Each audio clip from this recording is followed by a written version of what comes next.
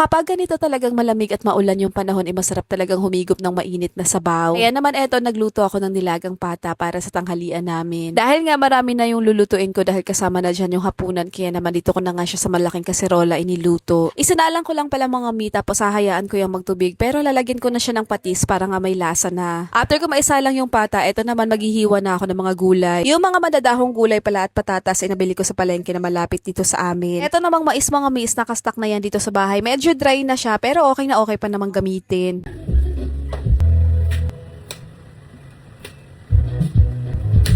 Dahil nga rin nagustuhan ko yung stainless ko na sangkalan mga mi, kaya naman ayan, nag-avail pa nga ako ng isa at mas malaki na siya. Para kasi sa akin mas hygienic gamitin yung stainless na sangkalan kasi mabilis hugasan. Tapos hindi rin siya nagbabakbak, kaya naman walang plastic or hindi naman kahoy na sumasama sa pagkain.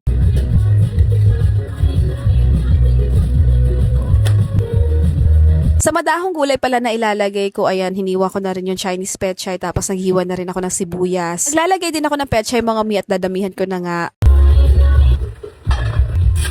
Nagtubig na pala yung pork mga mi, kaya naman ang gagawin ko is ililipat ko na siya dito sa pressure cooker para mas mapabilis mapalambot.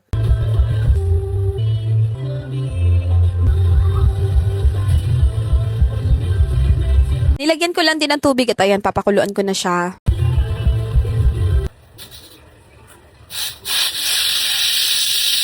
Dahil nga gusto namin ng maraming sabaw at marami din tong pata, kaya naman ayan, binalik ko din siya sa malaking kaserola. Yung pinakuloang sabaw naman nito is nilipat ko nga rin.